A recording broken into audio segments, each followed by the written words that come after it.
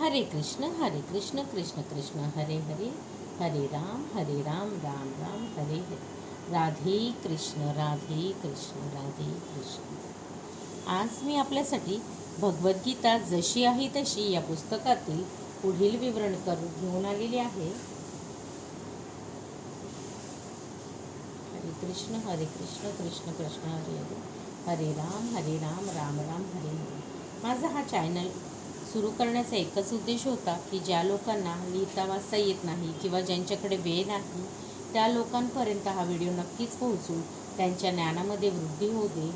आणि जितकं पठणाला महत्त्व आहे तेवढं श्रवणालाही आहे, म्हणून त्यांनाही ह्याचं पुण्य लाभू दे आणि श्रीकृष्ण त्यांच्या मनातील सर्व इच्छा पूर्ण करू दे ही श्रीकृष्णाची प्रार्थना. हरे कृष्ण कृष्ण हरे हरे. आणि आपल्याला जर माझे व्हिडिओ खरंच आवडत असेल तर नक्कीच आपण माझ्या चॅनलला सबस्क्राईब करा, माझ्या व्हिडिओला लाईक करा आणि कमेंटमध्ये राधे कृष्ण लिहायला विसरू नका. भोक्तारं यद्यन्तपसां सर्वलोकमहेश्वरं सुहृदं सर्वभूतानां ज्ञात्वा मा शान्तिमृच्छति. मी सर्व यज्ञ आणि तपस्यांचा परमभोक्ता, सर्व ग्रहलोक आणि देवदेवतांचा परमेश्वर आणि मी सर्व जीवांचा हितकर्ता व सर्व जीवांच्या कल्याणाची इच्छा करणारा आहे.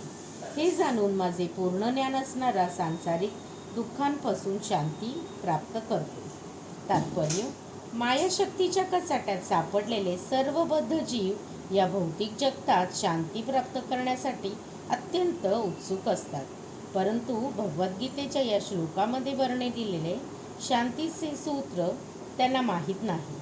सर्वश्रेष्ठ शांतीसूत्र केवळ हेच आहे की भगवान श्रीकृष्ण हे सर्व मानवी कार्यांचा भोक्ता आहे.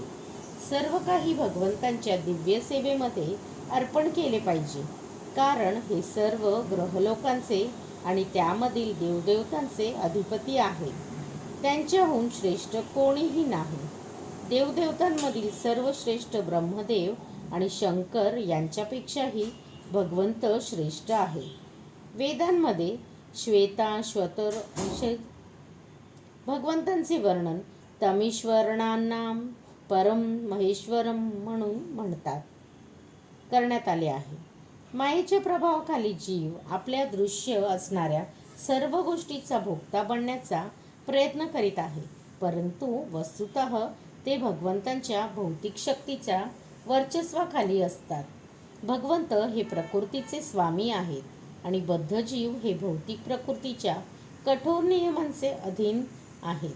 जोपर्यंत मनुष्य हे उघड सत्य जाणू शकत नाही तोपर्यंत त्याला या जगात व्यक्तिशः अथवा सामूहिकरित्या शांती प्राप्त करणे शक्य नाही. कृष्ण भावनेचा हाच अर्थ आहे की भगवान श्रीकृष्ण हे सर्वश्रेष्ठ अधिपती आहेत आणि मोठमोठ्या देवतांसहित सर्व जीव हे त्यांच्या अंकित आहेत. मनुष्य परिपूर्ण कृष्ण भावनेमध्ये केवळ परमशांती प्राप्त करू शकतो. हा 5वा अध्याय म्हणजे कृष्ण भावनेचे व्यावहारिक विश्लेषण आहे व याला सामान्यतः कर्मयोग म्हणून आणले जाते. कर्मयोग कसा मुक्तिदायक होऊ शकतो या मानसिक तर्कवादाच्या प्रश्नांचे उत्तर या ठिकाणी देण्यात आले आहे. कृष्ण भावना भावित कर्म करणे म्हणजे भगवंत हे सर्वांचे अधिपती आहेत या पूर्ण ज्ञानाने युक्त होऊन कर्म करणे होय. असे कर्म हे दिव्य ज्ञानाहून भिन्न नाही. प्रत्यक्ष कृष्ण भगवान म्हणजे भक्तियोग आणि ज्ञानयोग या भक्तियोगाकडे घेऊन जाणारा मार्ग आहे. कृष्ण भावना म्हणजे स्वतःच्या परमसत्याशी असणाऱ्या संबंधांचे पूर्ण ज्ञानाने युक्त होऊन कर्म करणे होय.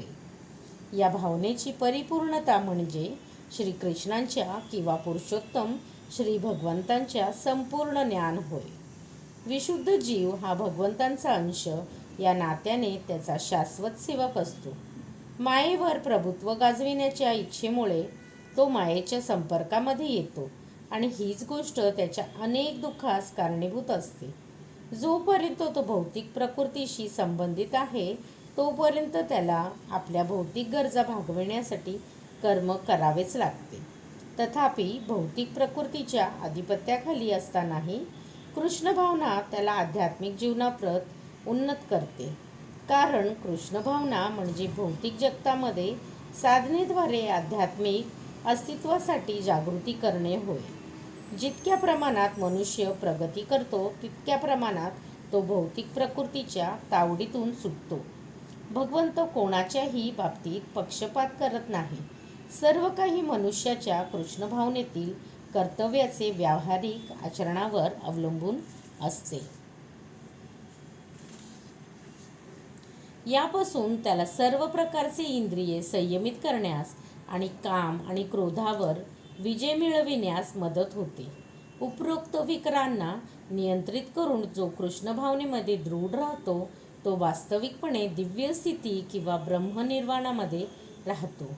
अष्टांग योगाचे कृष्ण भावनेमध्ये आपोआपच आचरण होते, कारण यामध्ये अंतिम हेतू साध्य होतो. यम, नियम, आसन, प्राणायाम, प्रत्याहार, धारणा, ध्यान आणि समाधी यांच्या आचरणाने यथावकाश उन्नावस्थेचा प्राप्त करून भक्तियोगातील पूर्णतेची ही केवळ पूर्वतयारी आहे. आणि भक्तिपूर्ण सेवा हीच मानवजातीला शांती प्रदान करू शकते. हीच जीवनाची परमोच्च संधिती आहे. या प्रकाराचे भगवद्गीतेच्या कर्मयोग कर्मसन्यास योग या 5व्या अध्यायातील भक्तिवेदांत भाष्य संपन्न. श्रीकृष्ण पर्णमस्तु. शुभं भवतु. शुभं भवतु.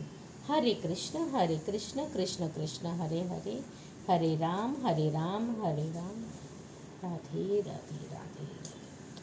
श्रीकृष्ण पर्णमस्तु. शुभं भवतु. शुभं भवतु.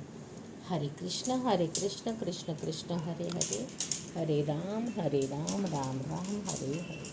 राधे कृष्ण राधे कृष्ण, राधे कृष्ण राधे कृष्ण, राधे कृष्ण, राधे कृष्ण, राधे कृष्ण, राधे कृष्ण.